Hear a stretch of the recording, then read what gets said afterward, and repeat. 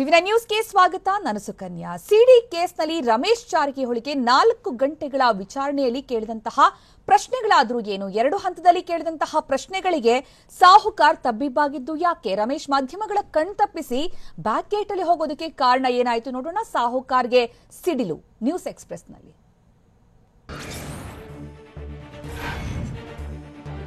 ಸಿಡಿ case ಬಹಿರಂಗ ಕೇಸ್ನಲ್ಲಿ ಶಾಸಕ ರಮೇಶ್ ಜಾರಕಿಹೊಳಿ ಮತ್ತೆ ಪೊಲೀಸ್ ಅಧಿಕಾರಿಗಳ ಮುಂದೆ ವಿಚಾರಣೆಗೆ ಹಾಜರಾಗಿದ್ರು. ವಿಚಾರಣೆಗೆ ಹಾಜರಾಗುವಂತೆ ಎಸ್ಐಟಿ ಅಧಿಕಾರಿಗಳು ನಿನ್ನೆ ನೋಟಿಸ್ ಜಾರಿ ಮಾಡಿದ್ರು. ಇದರ ಬೆನ್ನಲ್ಲೇ ಇಂದು ಬೆಳಗ್ಗೆ ರಮೇಶ್ ವಿಚಾರಣೆಗೆ ಹಾಜರಾದ್ರು. ಬೆಂಗಳೂರಿನ ಕಬ್ಬನ್ ಪಾರ್ಕ್ ಠಾಣೆ ಪೊಲೀಸರು ಕೊಟ್ಟ ನೋಟಿಸ್ನಿಂದಾಗಿ ಆಡುಗೋಡಿ ಟೆಕ್ನಿಕಲ್ ಸೆಲ್ನಲ್ಲಿ ವಿಚಾರಣೆ ನಡೆಸಲಾಯಿತು.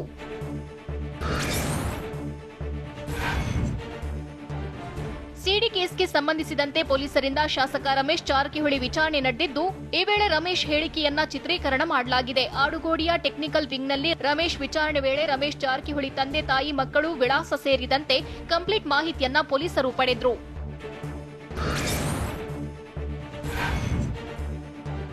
ಸಿಡಿ ಕೇಸ್ಗೆ ಸಂಬಂಧಿಸಿದಂತೆ ಕಬ್ಬನ್ ಪಾರ್ಕ್ ಪೊಲೀಸರು ರಮೇಶ್ ಜಾರಕಿಹೊಳಿಗೆ ಡ್ರಿಲ್ ಮಾಡಿದ್ರು. ಸಂತ್ರಸ್ತೆ ನೀಡಿದ ದೂರು ಸಂಬಂಧ ತನಿಖಾಧಿಕಾರಿ ಮಾರುತಿ ವಿಚಾರಣೆ ನಡೆಸಿದ್ರು.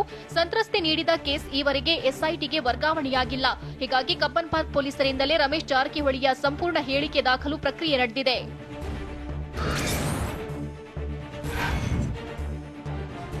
ಎಸ್ಐಟಿಯ ಹಿರಿಯ ಅಧಿಕಾರಿಗಳ ಮಾರ್ಗದರ್ಶನದಲ್ಲಿ ವಿಚಾರಣೆ ನಡೆದಿದ್ದು, ಅಗತ್ಯವಿದ್ರೆ ಮಾತ್ರ ಸಿಡಿ ಕೇಸ್ ಸಂಬಂಧ ಎಸ್ಐಟಿಯಿಂದ ವಿಚಾರಣೆ ನಡೆಸಲಿದೆ. ಎಸ್ಐಟಿ ಅಧಿಕಾರಿಗಳು ಈಗಾಗಲೇ 3 ಬಾರಿ ವಿಚಾರಣೆ ನಡೆಸಿದ್ದಾರೆ. ಇದೇ ಮೊದಲ ಬಾರಿಗೆ ಕಬ್ಬನ್ ಪಾರ್ಕ್ ಪೊಲೀಸರಿಂದ ವಿಚಾರಣೆ ನಡೆದಿದೆ. ಹೀಗಾಗಿ ಎಸ್ಐಟಿಯಿಂದ ವಿಚಾರಣೆ ವೇಳೆ ಮಹತ್ವದ ಮಾಹಿತಿಗಳು ಸಿಕ್ಕಿವೆ ಎನ್ನಲಾಗ್ತಿದೆ.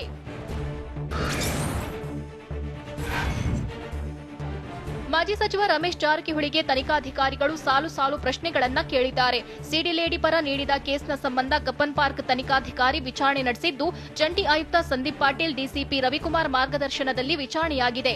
ಈಗಾಗಲೇ ವೈರಲ್ ಆಗಿದ್ದ ಕೆಲವು ವಿಡಿಯೋ ತುಣುಕುಗಳು ಹಾಗೂ ಈ ವಿಡಿಯೋದಲ್ಲಿ ಇಬ್ಬರು ಪರಸ್ಪರ ಮಾತನಾಡಿಕೊಂಡಿದ್ದರ ಬಗ್ಗೆ ಪ್ರಶ್ನಿಸಿದ್ದಾರೆ.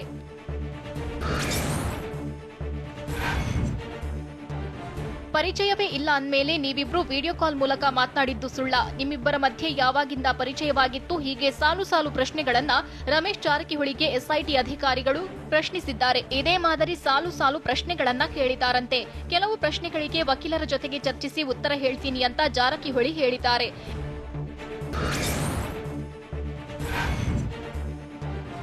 ಎಸ್ಐಟಿ ಪ್ರಶ್ನೆಗಳಿಗೆ ರಮೇಶ್ ಜಾರಕಿಹೊಳಿ ತತ್ತರಿಸಿ ಹೋಗಿದ್ದಾರೆ ಎನ್ನಲಾಗಿದೆ. ವಿಡಿಯೋ ಮತ್ತು ಯುವತಿ ಬಗ್ಗೆ ಪ್ರಶ್ನೆ ಕೇಳಿದ್ರೆ ವಕೀಲರನ್ನ ಕೇಳಿ ಉತ್ತರ ಕೊಡ್ತೀನಿ ಅಂತಷ್ಟೇ ರಮೇಶ್ ಹೇಳಿದ್ದಾರಂತೆ. 4 ದಿನಗಳ ಕಾಲ ರಮೇಶ್ ಕಾಲಾವಕಾಶ ಕೇಳಿದ್ದು, ವಿಡಿಯೋದಲ್ಲಿರೋದು ತಾವೇ ಅನ್ನೋದಕ್ಕೆ ಸಾಕ್ಷಿಗಳನ್ನ ಅಧಿಕಾರಿಗಳು ಮುಂದಿಟ್ಟಿದ್ರಂತೆ. ಏಕಾಏಕಿ ಸಾಕ್ಷ್ಯ ನೋಡಿ ರಮೇಶ್ ತಡಬಡಾಯಿಸಿದ್ದಾರೆ.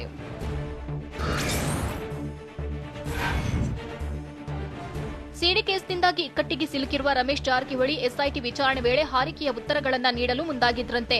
ಅಧಿಕಾರಿಗಳು ಮರುಪ್ರಶ್ನೆ ಮಾಡಿದಾಗಲೂ ರಮೇಶ್ ಉತ್ತರ ನೀಡಿಲ್ಲ. ಕೆಲ ದಿನಗಳ ಕಾಲಾವಕಾಶ ಬೇಕು ಅಂತ ಕೇಳಿಕೊಂಡಿದ್ದಾರಂತೆ. ವಿಚಾರಣೆ ಬಳಿಕ ಮಾಧ್ಯಮದವರ ಕಣ್ಣು ತಪ್ಪಿಸಿ ಹಿಂದಿನ ಗೇಟ್ನಲ್ಲಿ ರಮೇಶ್ ಜಾರಕಿಹೊಳಿ ಎಸ್ಕೇಪ್ ಆಗಿದ್ದಾರೆ.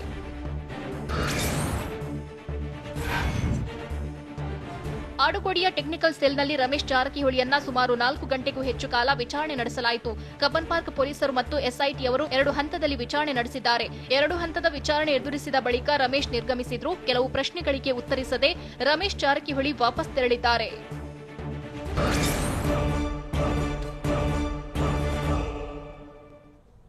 ಮಗಳು ಡಿಕೆಶಿ ಕಡೆಯವರ ಜೊತೆ ಇದ್ದಾಳೆ ಅಂತ ಸಿಡಿ ಲೇಡಿ ಪೋಷಕರ ಆರೋಪ. ಪುತ್ರಿ ಜಡ್ಜ್ ಮುಂದೆ ಬರಲಿ ಅಂತ ಒತ್ತಾಯಿಸಿದ್ಯಾಕೆ? ಯುವತಿ ನಿಜಕ್ಕೂ ಒತ್ತಡದಲ್ಲಿದ್ದುಕೊಂಡೇ ಹೇಳಿಕೆ ಕೊಡ್ತಿದ್ದಾಳ? ನೋಡೋಣ ಸಿಡಿದ ಪೋಷಕರು ನ್ಯೂಸ್ ಎಕ್ಸ್‌ಪ್ರೆಸ್‌ನಲ್ಲಿ. ನನ್ನ ಪುತ್ರಿಯನ್ನ ಮಾರಾಟ ಮಾಡೋದಕ್ಕೆ ಮುಂದಾಗಿದ್ದಾರೆ ಅಂತ ಸಿಡಿಯಲ್ಲಿದ್ದ ಯುವತಿಯ ತಂದೆ ಹೇಳಿದ್ದಾರೆ. ಬೆಳಗಾವಿಯಲ್ಲಿ ಮಾತನಾಡಿದ ಯುವತಿ ತಂದೆ, ನ್ಯಾಯಾಧೀಶರು, ಸಿಎಂ, ಗೃಹ ಸಚಿವರ ಮೇಲೆ ನಂಬಿಕೆ ಇದೆ. ನನ್ನ ಪುತ್ರಿ ನಮ್ಮ ಜೊತೆ ಇರೋದಕ್ಕೆ ಬಯಸಿದ್ರೆ ಬರಲಿ.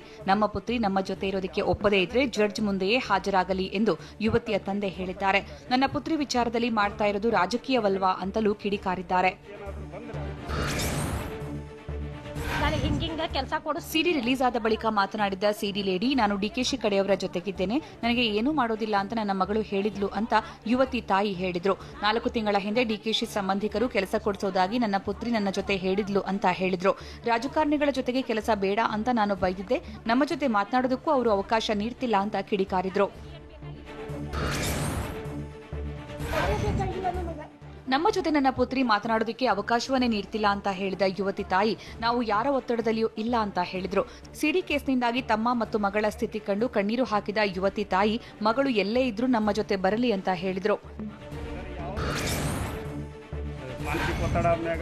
ನಾವು ಈ ಸಿಡಿ ಕೇಸ್ನಿಂದಾಗಿ ಮಾನಸಿಕ ಒತ್ತಡಕ್ಕೆ ಸಿಲುಕಿದ್ವಿ. ಹೀಗಾಗಿ ಕೆಲ ದಿನಗಳ ಕಾಲ ನಾನು ದೂರವಾಗಿದ್ದೆ ಅಂತ ಯುವತಿ ತಂದೆ ಹೇಳಿದ್ದಾರೆ.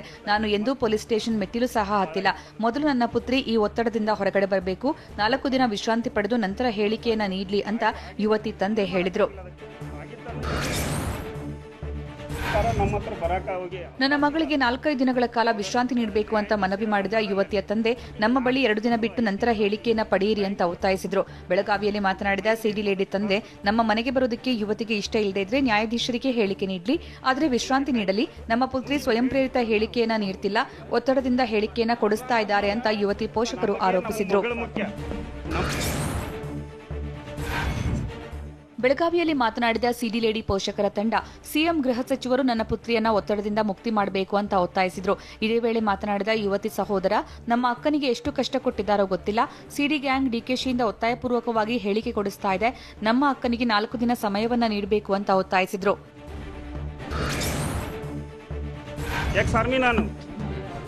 ನನ್ನ ಮಗಳಿಗೆ ರಕ್ಷಣೆ ನೀಡೋದಕ್ಕೆ ನಾನು ಸಿದ್ಧವಾಗಿದ್ದೇನೆ.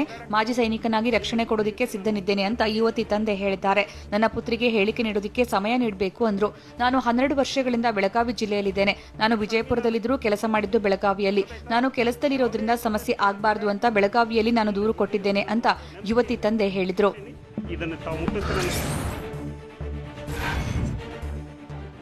ಸಿಡಿ ಲೇಡಿಯ ಬಾಯ್ ಫ್ರೆಂಡ್ ಆಗಿರುವ ಆಕಾಶ್ 2 ತಿಂಗಳ ಹಿಂದೆ ನಮಗೆ ಪರಿಚಯವಾಗಿದ್ದ ಅಂತ ಯುವತಿ ಸಹೋದರರು ಹೇಳಿದ್ದಾರೆ. ಆದರೆ ಆಕಾಶ್ ಯಾರೆಂದು ನಮ್ಮ ತಂದೆ ತಾಯಿಗೆ ಗೊತ್ತಿಲ್ಲ ಅಂದಿದ್ದಾರೆ. ನಮ್ಮ ಅಕ್ಕನನ್ನ ಇರಿಸಿಕೊಂಡಿರೋರನ್ನ ಹಿಡಿದು ಒಳಗಡೆ ಹಾಕಿ ಎಲ್ಲ ಹೊರಬರುತ್ತೆ ಅಂತ ಲೇಡಿ ಸಹೋದರರು ಒತ್ತಾಯಿಸಿದ್ದಾರೆ.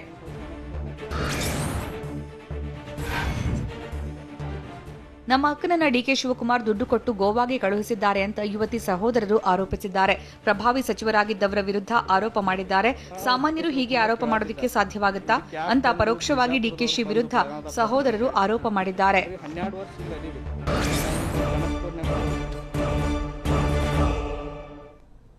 ಯುವತಿಯ ಪೋಷಕರು ಒತ್ತಡದಲ್ಲಿದ್ದಾರೆ ಅಂತ ಡಿಕೆಶಿ ಹೇಳಿದ್ದೇಕೆ? ಸಿಡಿ ವಿಚಾರದ ಬಗ್ಗೆ ಕೇಳಿದಕ್ಕೆ ನಿಮಗೆ ಕೈ ಮುಗಿತೀನಿ, ನಾನು ಏನನ್ನೂ ಹೇಳಲ್ಲ ಎಂದಿದ್ದೇಕೆ ಸತೀಶ್ ಜಾರಕಿಹೊಳಿ?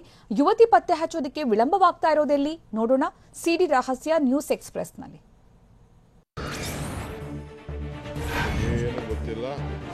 ಸಿಡಿಯಲ್ಲಿದ್ದ ಲೇಡಿ ನೀಡಿದ ಕೇಸ್ಗೂ ನನಗೂ ಸಂಬಂಧವಿಲ್ಲ ಅಂತ ಕೆಪಿಸಿಸಿ ಅಧ್ಯಕ್ಷ ಡಿಕೆ ಶಿವಕುಮಾರ್ ಹೇಳಿದ್ರು. ಮುದಗಲ್ನಲ್ಲಿ ಮಾತನಾಡಿದ ಡಿಕೆಶಿ, ಯುವತಿ ಪೋಷಕರು ಯಾರೊದ್ದೋ ಒತ್ತಡದಲ್ಲಿ ಮಾತನಾಡಿದ್ದಾರೆ. ನನ್ನ ಮೇಲಿನ ಆರೋಪದ ಬಗ್ಗೆ ನಾನು ತಲೆಕೆಡಿಸಿಕೊಳ್ಳುವುದಿಲ್ಲ. ಯುವತಿ ಪೋಷಕರ ಬಳಿ ಸಾಕ್ಷ್ಯವಿದ್ರೆ ಪೊಲೀಸರಿಗೆ ನೀಡಲಿ, ಯಾರು ಏನಾದ್ರೂ ಹೇಳ್ಕೊಳ್ಳಲಿ ಅಂತ ಡಿಕೆ ಶಿವಕುಮಾರ್ ಹೇಳಿದ್ರು.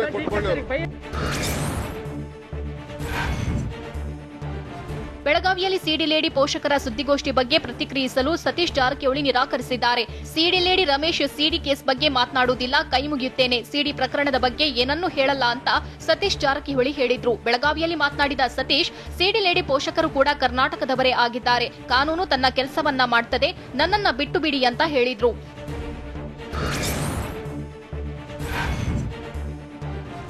ಸಿಡಿಯಲ್ಲಿದ್ದ ಯುವತಿಯನ್ನ ಪತ್ತೆ ಹಚ್ಚುವಲ್ಲಿ ವಿಳಂಬವಾಗಿದೆ. ಯಾವ ಕಾರಣಕ್ಕೆ ವಿಳಂಬವಾಗ್ತಿದೆ ಎಂದು ಗೊತ್ತಾಗ್ತಿಲ್ಲ ಅಂತ ಮಾಜಿ ಸಚಿವ ಎಂಬಿ ಪಾಟೀಲ್ ಹೇಳಿದ್ರು. ಬೆಳಗಾವಿಯಲ್ಲಿ ಮಾತನಾಡಿದ ಎಂಬಿ ಪಾಟೀಲ್, ಸದ್ಯ ಎಸ್ಐಟಿ ತನಿಖೆ ನಡೆಯುತ್ತಿರುವುದರಿಂದ ಪ್ರಕರಣದ ಬಗ್ಗೆ ನಾನು ಹೆಚ್ಚು ಮಾತನಾಡುವುದಕ್ಕೆ ಹೋಗಲ್ಲ ಅಂತ ಎಂಬಿ ಪಾಟೀಲ್ ಹೇಳಿದ್ರು.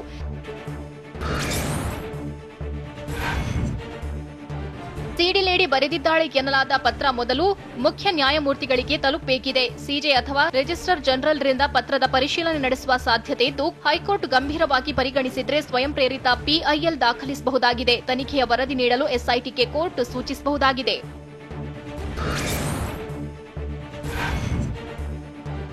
ಪ್ರತಿ ಬಾರಿ ವಿಡಿಯೋ ಬಿಡುಗಡೆ ಮಾಡುತ್ತಿದ್ದ ಸಿಡಿ ಯುವತಿ ಈ ಬಾರಿ ಲೆಟರ್ ಕಳುಹಿಸಿದ್ದಾಳೆ. ಇದೇ ಹಲವು ಅನುಮಾನಗಳಿಗೆ ಎಡೆ ಮಾಡಿಕೊಟ್ಟಿದೆ.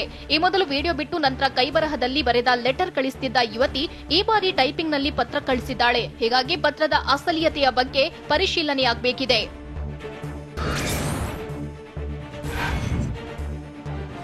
ಸಿಡಿ ಕೇಸ್ಗೆ ಸಂಬಂಧಿಸಿದಂತೆ ಕಾಂಗ್ರೆಸ್ ಮತ್ತೆ ವಾಗ್ದಾಳಿ ನಡೆಸಿದೆ. ಟ್ವೀಟ್ನಲ್ಲೇ ಕೆಂಡ ಕಾರಿರುವ ಕಾಂಗ್ರೆಸ್ ಯುವತಿ ತನ್ನ ಕುಟುಂಬವನ್ನ ಬೆದರಿಸಲಾಗ್ತಿದೆ ಎಂದು ಪದೇ ಪದೇ ಆರೋಪಿಸಿದ್ದಾಳೆ. ತನ್ನ ಕುಟುಂಬಕ್ಕೆ ರಕ್ಷಣೆ ನೀಡಿ ಎಂದು ಅಂಗಲಾಚಿದ್ದಾಳೆ. ವಿಜಾಪುರದಲ್ಲಿದ್ದ ಯುವತಿ ಕುಟುಂಬ ಬೆಳಗಾವಿಯಲ್ಲಿ ದೂರು ದಾಖಲಿಸುತ್ತದೆ. ಆದರೆ ಬೆಳಗಾವಿಯಲ್ಲಿ ರಮೇಶ್ ಜಾರಕಿಹೊಳಿಯ ಪೇಡ್ ಪುಂಡರು ಕಾನೂನು ಪೊಲೀಸರು ಕಸಕ್ಕೆ ಸಮಾನ ಎಂಬಂತೆ ವರ್ತಿಸುತ್ತಿದ್ದಾರೆ ಅಂತ ಕಿಡಿಕಾರಿದೆ.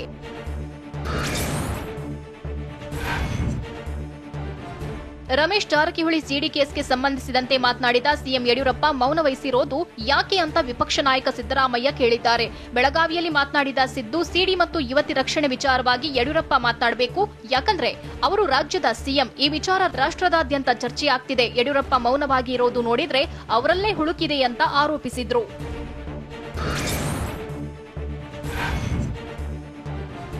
ರಮೇಶ್ ಜಾರಕಿಹೊಳಿ ಬೆಂಬಲಿಗರ ಗಲಾಟೆ ಪ್ರಕರಣದಿಂದ ಎಚ್ಚೆತ್ತ ಬೆಳಗಾವಿ ಪೊಲೀಸರು ಕೊನೆಗೂ ಕೆಪಿಸಿಸಿ ಅಧ್ಯಕ್ಷ ಡಿಕೆ ಶಿವಕುಮಾರ್ಗೆ ಭದ್ರತೆ ನೀಡಿದ್ದಾರೆ. ಬೆಳಗಾವಿ ಉತ್ತರ ವಲಯದ ಐಜಿಪಿ ರಾಘವೇಂದ್ರ ಸುಹಾಸ್ ನೇತೃತ್ವದಲ್ಲಿ ಭದ್ರತೆ ವಹಿಸಲಾಗಿದೆ. ಡಿಕೆಶಿ ತೆರಳುವ ಕಾರಿಗೆ ಐಜಿಪಿ ನೇತೃತ್ವದಲ್ಲಿ ವಿಶೇಷ ಭದ್ರತೆ ವಹಿಸಲಾಗಿತ್ತು. ಡಿಕೆಶಿ ಮತ್ತು ಸಿದ್ದರಾಮಯ್ಯಗೆ ಎಸ್ಕಾರ್ಟ್ ಮಾಡಿ ಐಜಿಪಿ ರಾಘವೇಂದ್ರ ಕರೆದೊಯ್ದರು.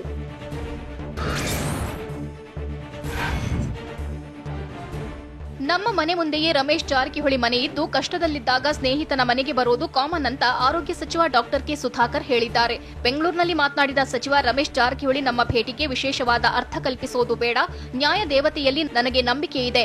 ನ್ಯಾಯ ಯಾರ ಪರ ಇದೆಯೋ ಅವರಿಗೆ ಜಯ ಸಿಗಲಿದೆ ಅಂತ ಸುಧಾಕರ್ ಹೇಳಿದ್ರು.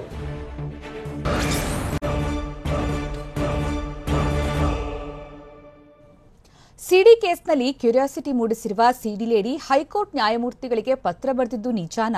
ಆಕೆ ಬರೆದಿದ್ದಾಳೆ ಎನ್ನಲಾದ ಪತ್ರದಲ್ಲಿ ಮಾಡಿರುವಂತಹ ಗಂಭೀರ ಆರೋಪಗಳಾದರೂ ಏನು? ರಮೇಶ್ ಜಾರಕಿಹೊಳಿ ನಿಜಕ್ಕೂ ಬೆದರಿಕೆ ಒಡ್ಡಿದ್ದಾರಾ? ನೋಡೋಣ ಲೆಟರ್ ಬಾಂಬ್ ನ್ಯೂಸ್ ಎಕ್ಸ್‌ಪ್ರೆಸ್‌ನಲ್ಲಿ.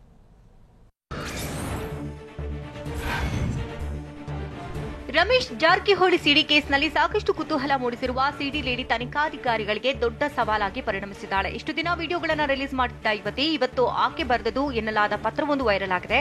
ಹೈಕೋರ್ಟ್ ಮುಖ್ಯ ನ್ಯಾಯಮೂರ್ತಿಗಳಿಗೆ ಬರೆದ ಪತ್ರದಲ್ಲಿ ಹಲವು ಸ್ಫೋಟಕ ಅಂಶಗಳನ್ನು ಯುವತಿ ಹೇಳಿಕೊಂಡಿದ್ದಾಳೆ.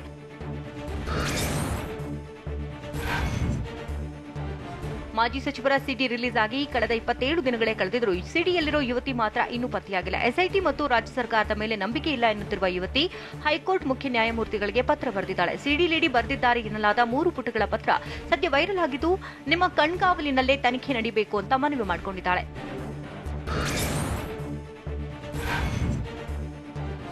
ಮುಖ್ಯ ನ್ಯಾಯಮೂರ್ತಿಗಳಿಗೆ ಸಿಡಿ ಲೇಡಿಯೇ ಬರೆದಿದ್ದಾರೆ ಎನ್ನಲಾದ ಪತ್ರದಲ್ಲಿ ನನಗೆ ಮತ್ತು ನನ್ನ ತಂದೆ ತಾಯಿಗೆ ಸೂಕ್ತ ರಕ್ಷಣೆ ಕೊಡಿಸಿ, ನನಗೆ ನ್ಯಾಯ ಕೊಡಿಸಿ ಅಂತ ಯುವತಿ ಮನವಿ ಮಾಡಿಕೊಂಡಿದ್ದಾಳೆ. ಅತ್ಯಂತ ಪ್ರಭಾವಿಯಾಗಿರುವ ರಮೇಶ್ ಜಾರಕಿಹೊಳಿಯಿಂದ ನನ್ನ ಜೀವಕ್ಕೆ ಅಪಾಯವಿದೆ. ಯಾವುದೇ ಸ್ಥಳ, ಯಾವುದೇ ಸಮಯದಲ್ಲಿ ಕೊಲ್ಲಿಸಬಹುದು ಅಂತ ಯುವತಿ ಆರೋಪ ಮಾಡಿದ್ದಾಳೆ.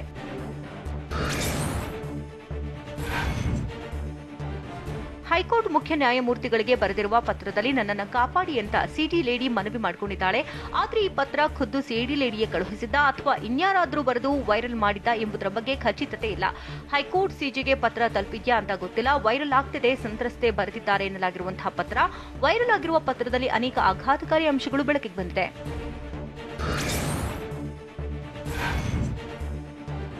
ಯುವತಿ ಬರೆದಿದ್ದಾಳೆ ಎನ್ನಲಾದ ಪತ್ರದಲ್ಲಿ ಹಲವು ಗುರುತರ ಆರೋಪಗಳನ್ನ ಯುವತಿ ಮಾಡಿದ್ದಾಳೆ. ಎಸ್ಐಟಿ ತನಿಖೆ ಬಗ್ಗೆ ಅನುಮಾನ ವ್ಯಕ್ತಪಡಿಸಿರುವ ಯುವತಿ ನಮ್ಮ ಪೋಷಕರ ಮೇಲೆ ಒತ್ತಡ ಹಾಕಿ ಹೇಳಿಕೆ ನೀಡಿಸುತ್ತಿದ್ದಾರೆ, ಹೀಗಂತ ದೂರಿದ್ದಾರೆ. ನನ್ನನ್ನು ಅಪಹರಣ ಮಾಡಿಸಿರುವುದಾಗಿ ಸುಳ್ಳು ಹೇಳಿಕೆ ನೀಡಿಸಿದ್ದಾರೆ ಅಂತ ಯುವತಿ ಪತ್ರದಲ್ಲಿ ಆರೋಪ ಮಾಡಿದ್ದಾಳೆ.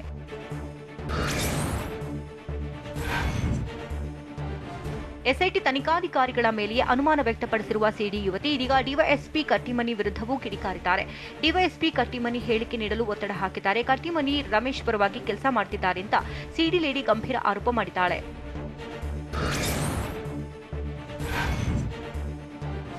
ಸಿಡಿ ಲೇಡಿ ಬರೆದಿದ್ದಾಳೆ ಎನ್ನಲಾದ ಪತ್ರದಲ್ಲಿ ಹಲವು ಗಂಭೀರ ಆರೋಪಗಳನ್ನು ಮಾಡಿದ್ದಾಳೆ. ಹೈಕೋರ್ಟ್ ನನ್ನ ಮನವಿಯನ್ನ ಗಂಭೀರವಾಗಿ ಪರಿಗಣಿಸಬೇಕು. ನನಗೆ ಮತ್ತು ನನ್ನ ಕುಟುಂಬಕ್ಕೆ ಜೀವ ಭಯ ಇರುವುದರಿಂದ ಎಲ್ಲರಿಗೂ ರಕ್ಷಣೆ ನೀಡಲು ಸರ್ಕಾರಕ್ಕೆ ಕೋರ್ಟ್ ನಿರ್ದೇಶಿಸಬೇಕು ಅಂತ ರಕ್ಷಣೆಗಾಗಿ ಸಿಡಿ ಲೇಡಿ ಮನವಿ ಮಾಡಿದ್ದಾಳೆ.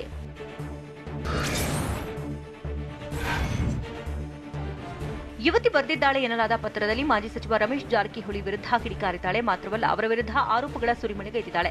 ರಮೇಶ್ ಜಾರಕಿಹೊಳಿ ಪ್ರಭಾವ ಬಳಸಿ ಸಾಕ್ಷ್ಯಗಳನ್ನು ನಾಶ ಮಾಡುತ್ತಿದ್ದಾರೆ. ರಮೇಶ್ ನನಗೆ ಬಹಿರಂಗವಾಗಿ ಜೀವ ಬೆದರಿಕೆ ಆಗ್ತಿದ್ದಾರೆ ಅಂತಲೂ ಪತ್ರದಲ್ಲಿ ಸಿಡಿ ಲೇಡಿ ಹಲವು ಗಂಭೀರ ಆರೋಪ ಮಾಡಿದ್ದಾಳೆ. ಅಧಿಕಾರ ಮತ್ತು ಪ್ರಭಾವ ಬಳಸಿಕೊಂಡು ನನ್ನ ಮತ್ತು ನನ್ನ ಕುಟುಂಬಕ್ಕೆ ರಮೇಶ್ ಬೆದರಿಕೆ ಹಾಕ್ತಿದ್ದಾರೆ ಅಂತ ಹೇಳಿರುವಂತಹ ಯುವತಿ ಮ್ಯಾಜಿಸ್ಟ್ರೇಟ್ ಕೋರ್ಟ್ ಜಡ್ಜ್ ಮುಂದೆ ಹಾಜರಾಗುವುದಕ್ಕೂ ಅಡ್ಡಿಪಡಿಸುತ್ತಿದ್ದಾರೆ ಅಂತ ಹೇಳಿದ್ದಾರೆ. ಪ್ರಭಾವ ಬಳಸಿಕೊಂಡು ರಮೇಶ್ ಜಾರಕಿಹೊಳಿ ನನ್ನ ಪೋಷಕರ ಮೂಲಕವೇ ನನಗೆ ಬೆದರಿಕೆ ಹಾಕಿಸುತ್ತಿದ್ದಾರೆ ಎಂದಿದ್ದಾಳೆ. ಇದಷ್ಟೇ ಅಲ್ಲ, ರಮೇಶ್ ಜಾರಕಿಹೊಳಿಗೆ ಕ್ರಿಮಿನಲ್ ಹಿನ್ನೆಲೆ ಇದೆ ಅಂತಲೂ ಪತ್ರದಲ್ಲಿ ಉಲ್ಲೇಖಿಸಲಾಗಿದೆ.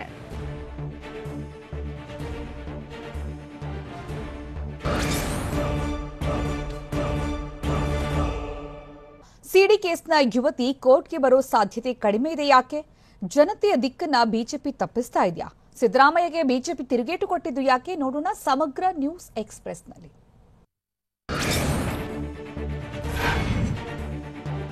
ಸಿಡಿ ಕೇಸ್ಗೆ ಸಂಬಂಧಿಸಿದಂತೆ ಯುವತಿ ನೇರವಾಗಿ ಕೋರ್ಟ್ಗೆ ಬರುವ ಬಗ್ಗೆ ಮಾಹಿತಿ ಇದೆ. ಆದರೆ ಯುವತಿ ನೇರವಾಗಿ ಕೋರ್ಟ್ಗೆ ಬರುವ ಸಾಧ್ಯತೆ ಕಡಿಮೆ ಇದೆ. ಹೀಗಾಗಿ ಕೇವಲ ಕಾನೂನು ಪ್ರಕ್ರಿಯೆಗಳನ್ನ ತಿಳಿದುಕೊಳ್ಳಲು ಮಾತ್ರ ವಕೀಲ ಜಗದೀಶ್ ಹಾಜರಾಗಿದ್ದಾರೆ.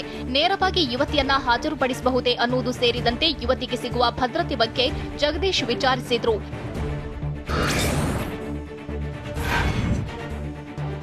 ಈವರೆಗೂ ನೇರವಾಗಿ ಯುವತಿ ಹೇಳಿಕೆ ದಾಖಲಿಸಿದ ಉದಾಹರಣೆಯಿಲ್ಲ. ಸಿಆರ್ಪಿಸಿ 164ರ ಅಡಿ ಹೇಳಿಕೆ ದಾಖಲಿಸಿದ ಉದಾಹರಣೆಯಿಲ್ಲ. ತನಿಖಾಧಿಕಾರಿಯೇ ಕರೆತಂದು ಅನುಮತಿ ಪಡೆಯುವುದು ಪದ್ಧತಿಯಾಗಿದ್ದು ನ್ಯಾಯಾಲಯದ ಅನುಮತಿ ಪಡೆಯಬೇಕು. ಹೀಗಾಗಿ ಪ್ರಕ್ರಿಯೆ ಮಾತ್ರ ಯುವತಿ ಪರ ವಕೀಲರು ಕೋರ್ಟ್ಗೆ ತೆರಳಿದ್ದಾರೆ ಎನ್ನಲಾಗಿದೆ.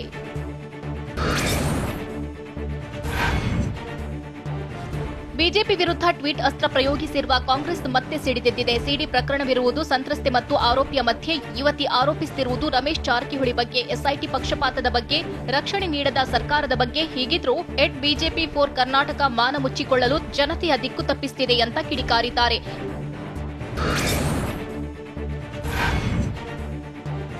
ವಿಧಾನಸಭೆ ವಿಪಕ್ಷ ನಾಯಕ ಸಿದ್ದರಾಮಯ್ಯ ಟ್ವೀಟ್ಗೆ ರಾಜ್ಯ ಬಿಜೆಪಿ ತಿರುಗೇಟು ನೀಡಿದೆ.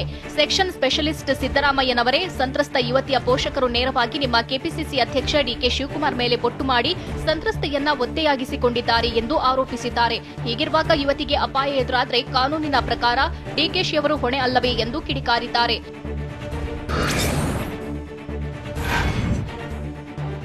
ಬೆಳಗಾವಿ ಲೋಕಸಭಾ ಉಪಚುನಾವಣೆ ಕಣ ರಂಗೇರಿದ್ದು, ಕೈ ಅಭ್ಯರ್ಥಿ ಸತೀಶ್ ಜಾರಕಿಹೊಳಿ ನಾಮಪತ್ರ ಸಲ್ಲಿಸಿದ್ದಾರೆ. ಅಭ್ಯರ್ಥಿ ಸತೀಶ್ ಜಾರಕಿಹೊಳಿ ಮಾಜಿ ಸಿಎಂ ಸಿದ್ದರಾಮಯ್ಯ, ಕೆಪಿಸಿಸಿ ಅಧ್ಯಕ್ಷ DK Shivakumar, RV Deshpande, MB Patil, SR Patil ಜೊತೆ ಜಿಲ್ಲಾಧಿಕಾರಿ ಕಚೇರಿಗೆ ಆಗಮಿಸಿ ಸತೀಶ್ ಜಾರಕಿಹೊಳಿ ನಾಮಪತ್ರ ಸಲ್ಲಿಸಿದ್ರು.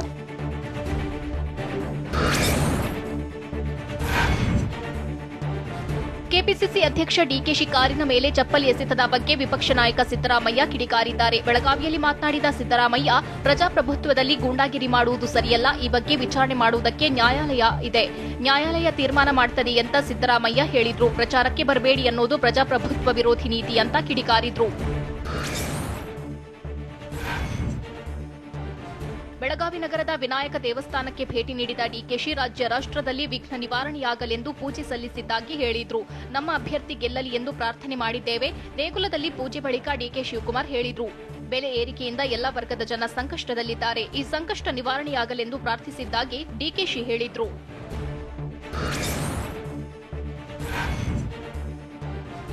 ಸಿಡಿಯಲ್ಲಿದ್ದ ಯುವತಿ ಇಂದು ಮ್ಯಾಜಿಸ್ಟ್ರೇಟ್ ಕೋರ್ಟ್ಗೆ ಹಾಜರಾಗುವುದಿಲ್ಲ. ಯಾಕಂದ್ರೆ ಕೋರ್ಟ್ಗೆ ಹಾಜರಾಗೋಕೆ ಇನ್ನೂ ಅನುಮತಿ ಕೊಟ್ಟಿಲ್ಲ ಅಂತ ಮೂಲಗಳು ಮಾಹಿತಿ ನೀಡಿವೆ. ವಕೀಲ ಜಗದೀಶ್ ಅರ್ಜಿ ಎಸಿಎಂಎಂ ಕೋರ್ಟ್ ಮುಂದಿದೆ. ಚೀಫ್ ಮೆಟ್ರೋಪಾಲಿಟನ್ ಮ್ಯಾಜಿಸ್ಟ್ರೇಟ್ ಮುಂದಿರೋದ್ರಿಂದ ಯುವತಿ ಹಾಜರಾಗೋದು ಅನುಮಾನ.